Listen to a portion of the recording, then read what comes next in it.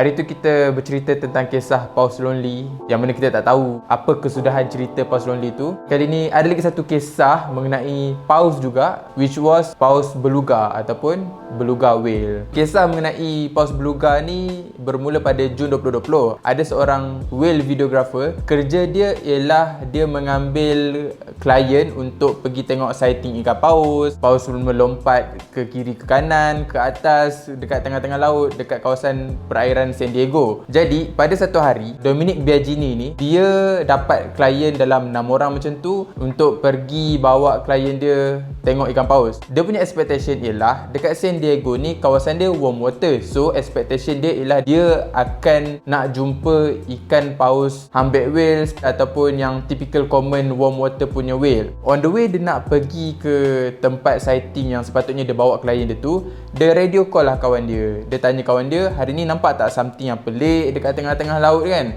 Kawan dia cakap, oh ada satu macam tumpukan warna putih mutiara macam tu dekat tengah-tengah laut. Jadi baik kau datang kat sini, aku akan bagi koordinat dan kau datang lah.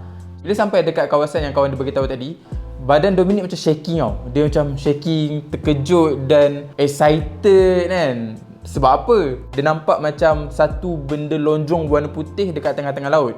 Benda apakah itu? Benda yang lonjong warna putih tu, bila dia makin dekat, dia perasan benda tu ialah Paus Beluga. Paus Beluga sangatlah tidak sepatutnya berada dekat San Diego, sebab San Diego ni kawasan perairan yang panas. So Paus Beluga yang Dominic jumpa ni ialah Paus Beluga yang dikatakan sesat. Apa yang Dominic buat? Dominic terbangkan drone dan dapat satu video yang saya rasa macam wow dan sangat jelas mengenai Paus Beluga tersebut. Daripada footage yang Dominic jumpa ni, Dominic hantar footage Paus Beluga ni ke tempat penyelidikan paus untuk buat siasatan dan sebagainya. So daripada kisah Dominic jumpa Paus Beluga yang sesat ni, ini bukanlah kes pertama beluga sesat, sebab sebelum ni ada je beluga sesat. Contohnya dekat kawasan Thames River dekat London pada 2018 ke 2017 macam tu. Pada 1940 pun ada dekat kawasan Washington jumpa paus beluga yang sesat juga. So kes paus beluga ni sangat-sangatlah rare untuk berlaku, sebab kawasan beluga sememangnya patut berada dekat kawasan Arktik ataupun subarktik, kat belah-belah atas sana ataupun kawasan yang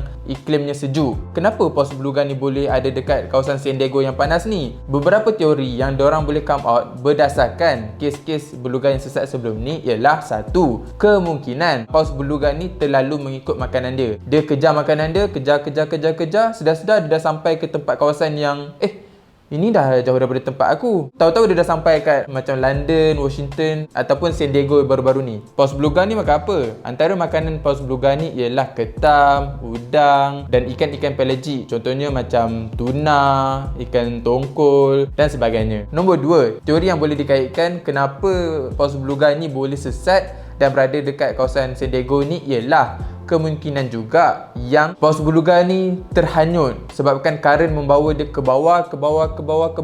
Sedar-sedar dia dah sampai dekat kawasan macam San Diego tersebut. Untuk kes paus beluga yang jumpa baru-baru ni, saintis tak dapat nak bagi satu definite answer kenapa paus beluga ni boleh sesat dekat kawasan San Diego tersebut. Dan kalau tanya saya sendiri sekalipun, saya pun tak boleh nak bagi definite answer sebab banyak benda yang kita perlu consider. Contohnya apa yang dia makan dekat sini, adakah isi kandungan dalam perut paus beluga tu kena dengan apa yang ada dekat kawasan San Diego tersebut. Kita kena ambil banyak parameter sebelum kita nak bagi satu definite answer kenapa paus beluga ni sesat dekat kawasan San Diego tersebut. Tapi ada something yang boleh kita legakan tentang kes beluga yang sesat ni ialah berdasarkan footage yang Dominic ambil ni daripada drone dia, keadaan beluga tu tak ada kecederaan fizikal. Maksudnya tak ada macam luka-luka ataupun nampak ada dalam keadaan stres dan tidak menyenangkan. So, apa pengakhiran kepada kisah beluga whale yang sesat kat San Diego ni? Ada beberapa unconfirmed report yang bagi tahu dekat Dominic Biagini yang mengatakan yang diorang nampak beluga whale ni semakin naik ke arah utara